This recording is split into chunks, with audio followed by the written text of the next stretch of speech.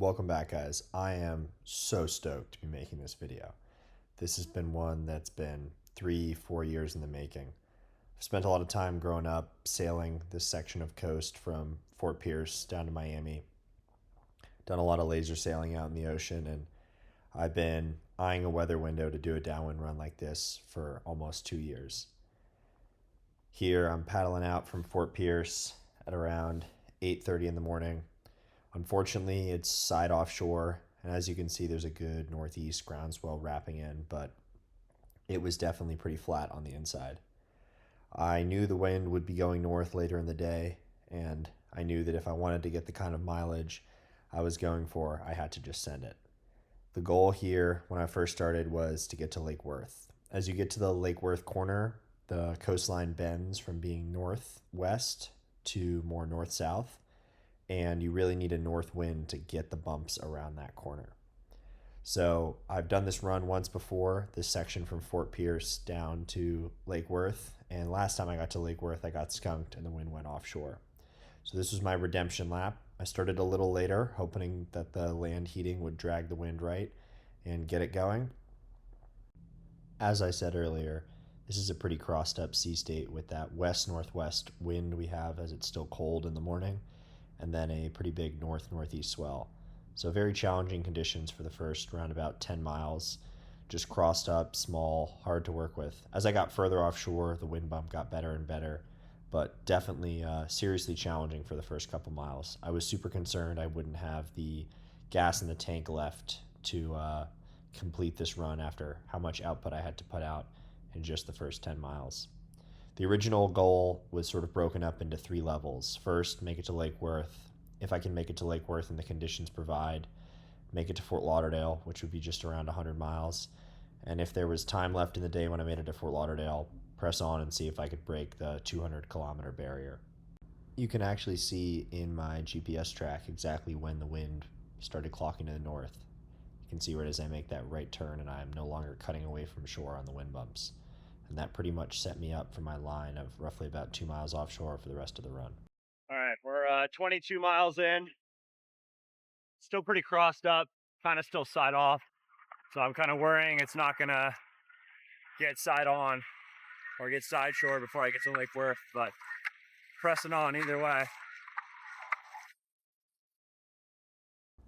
Obviously, these weather windows and getting the time off of work and a driver willing to drive me 2 hours and then follow me all day are hard things to line up. So I was just super concerned that I was going to end up skunking myself like I did last time.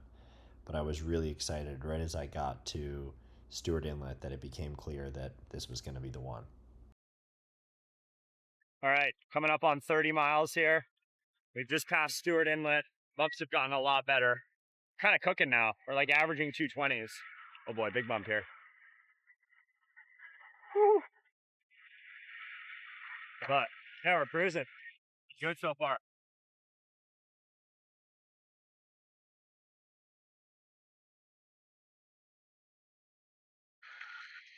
Just over 40 miles in.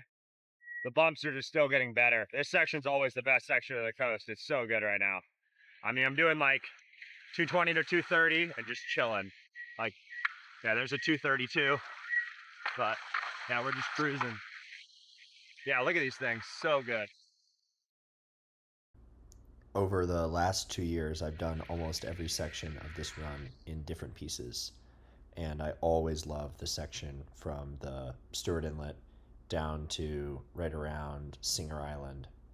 Just with the way the coastline lines up, the depth, the Gulf Stream not being involved, it's just always the best section of the coast. This is the closest I've ever felt to big Rufus runs, big Arlington runs, just clean, lined up, amazing bumps.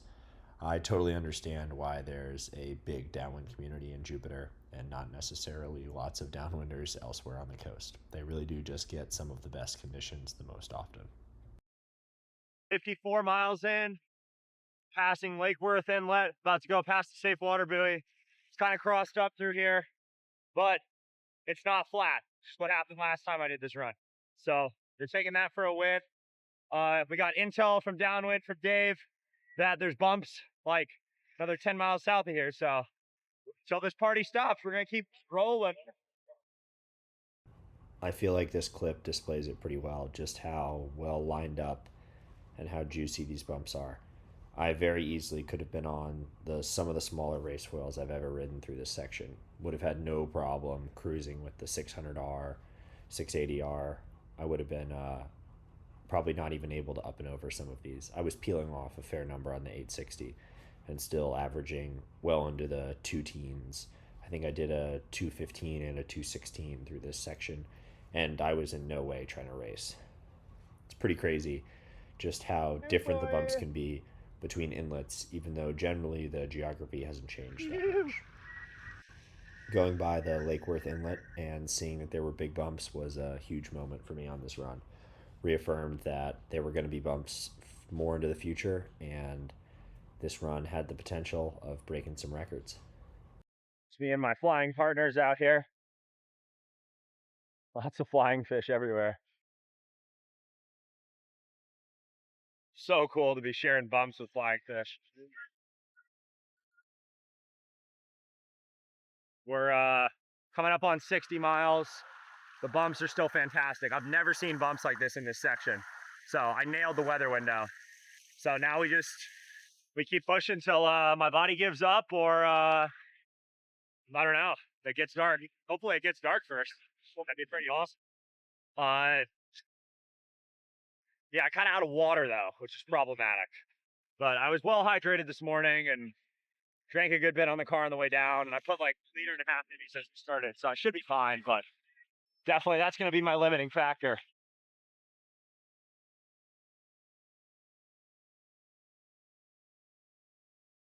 71.5 miles in. Kind of hurting. I'm out of water. So I have water waiting for me on the beach. I'm probably going to take this full suit off and then get back after and finish this out. I think I'm around 30 miles to go to Fort Lauderdale, and the bumps are still good. So getting the 100 is definitely in play. So yeah, Ben's vectored me in to my landing point, and gonna get some water, get a change of clothes, and press on. All right, 75 miles in. Just lost the full suit, which is gonna be a giant upgraded pipe. I'm in Moyton. Got some water, and gonna press on. But yeah, I'm hurt. It's gonna be a challenge to get the rest of the way. I only spent about 15 minutes on the beach, and looking back, that was so critical. Getting a Gatorade and 2 more liters of water on my person was huge. And losing the full suit. It's really tough to dress properly for runs like this, because when I started in Fort Pierce at 8:30, it was in the high 40s, and at this point, it's almost hit 80 degrees and was only going to heat up a little more. So the waters are pretty much a consistent low 70s throughout the whole run. But when you're not coming off foil for 25 and 30 miles at a time, the cool water doesn't really help very much. It was super awesome to have my brother throw up the drone for this section and just get some video of this beautiful blue water. I was super stoked at my foil selection on the code 860R. It was super critical to have that extra bottom end in the smaller sections near shore, like what I have right here as I'm working back offshore. Of course, I was showing off for the drone and doing some turns, and I ended up coming off of foil. At this point, I have almost 75 miles in the legs, and it was pretty nuts how easy the paddle up was with my Highline Shapes dark water. This was a cool project that Chris and I designed about a year ago. Here's my paddle up here. Unfortunately, Ben decided to try to shoot it from outer space, but even though it's a long way away, you can see how quick that board comes out of the water. It was pretty cool to just be riding this board that Chris and I designed together, and in a lot of ways it was designed to pretty much do this run, and it did an amazing job at that. We used some really awesome experimental materials to keep it as light as possible, and it's super long and super narrow at around almost 9 foot and 17 wide. And I was doing paddle ups with 198 kilometers on the legs, and we still got it out of the water. So it was super cool to kind of have that R&D come to a serious success story here. All right, enough blabbering about board design. Back to what you're all here for. More check-ins on the mega run. Alrighty, just went past the Hillsborough Inlet, 95 miles in. I am hurting. I'll get the 100 no problem, but I can't believe that Tom Cons did another 25 miles after this. The going record is 123, which we'll see if I can push to that, but I don't know if it's in my legs. I'm hurting. So I was misinformed at this point. I thought the longest unsupported record was 200 kilometers. Didn't realize that Andrew Reedy had snuck in a 240-kilometer run at some point. Alrighty, we've broken 100 miles, which that means it is time for a very well-deserved Milky Way. Oh, I gotta find this thing. Hold on, I'll be back when I get the Milky Way. Oh, that tastes heavenly.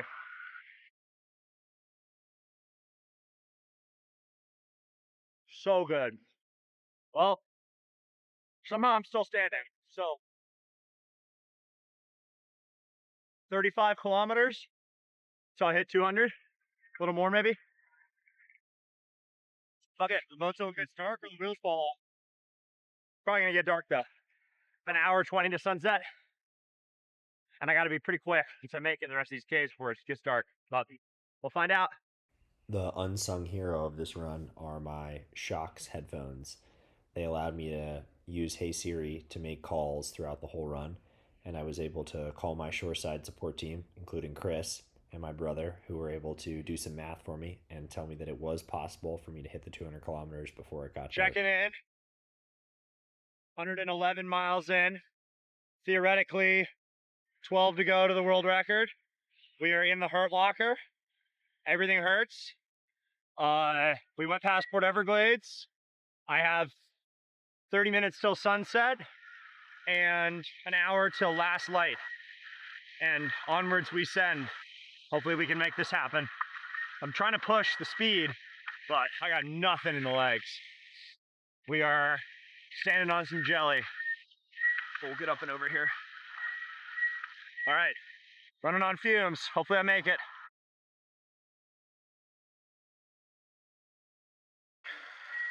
"115 miles in. Everything hurts. I'm going crazy. It's about to get dark. We're gonna get it. We're gonna make it happen. I was on the phone with Chris. He told me I was not allowed to come in until I could not see the water anymore. So, onwards we send. Oh, I think I'm gonna have to come down. Let me see if I can show you it. It's like a piece of plastic or something. And this paddle up is not gonna be fun. I am deep in the hurt locker. But I'm gonna give it a try to get it off one more time. Yeah, I got snagged by some random piece of plastic and I had to do a paddle up at 115 miles. Don't recommend. No fun. All right, 195K in, 121 miles. Sunset has occurred quite a while ago, actually, probably like 15 minutes ago. And onwards we push. It's gonna come right down to it, whether I can see the water before I get the record, or if I can't. But we're gonna go to the wheels fall off. All right, we are sending 123 miles. So like 2 more kilometers and I have it. And it's like, can't see the water level dark. I just hit it, 200 kilometers. Oh my God, it's dark out here. Ah.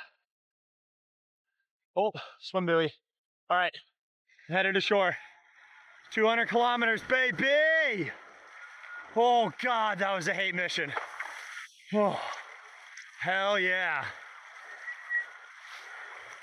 Literally with like 1 minute of daylight to spare. It's just straight dark. Like, this is my view.